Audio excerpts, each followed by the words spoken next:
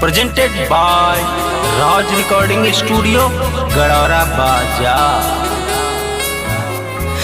लगता कि पागल करी गोरी तोहर प्यार, गोरी तोहर प्यार, गोरी तोहर प्यार।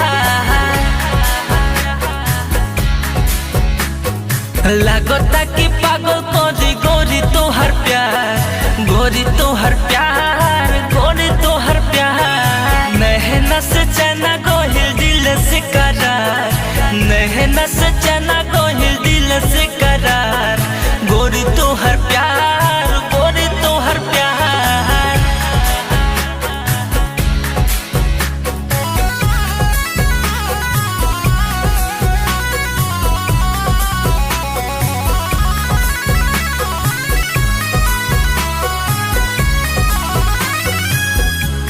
दिल खुश रहे जब रहलू करीब हो, साथ नाही मिलल कैसन रहे नसीब हो।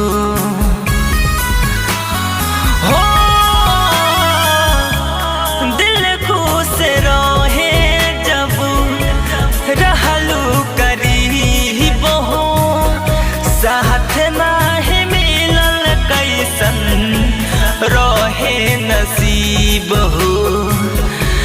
प्यारे के रिश्ता ऐसन होला अजीब हो, पूरा नाहे सपना भइल बनी बदनसीब हो। करी हो न प्यार सोही को है संसार। गोरी तोहर प्यार, गोरी तोहर प्यार। लगता कि पागल खरी गोरी तोहर प्यार, गोरी तोहर प्यार, गोरी तोहर प्यार।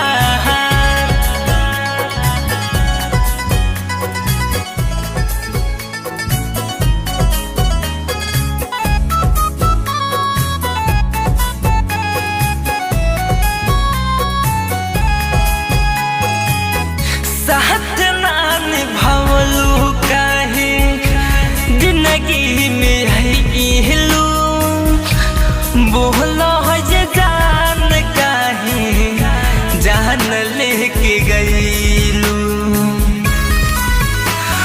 हो साथ ना निभाइलू काहे दिल तू लगईलू, बोलो जहन लेके गईलू। पूछले रितेश कौन रोहे कुसूर हो, बोलो ये जान काहे हमके भूलैलू। सनद बिन होत के भइल जियल दुसहार। गोरी तोहर प्यार, गोरी तोहर प्यार।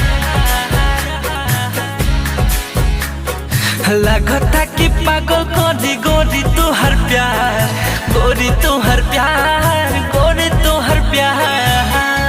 Presented by Raj Recording Studio, Garhaura बाजार।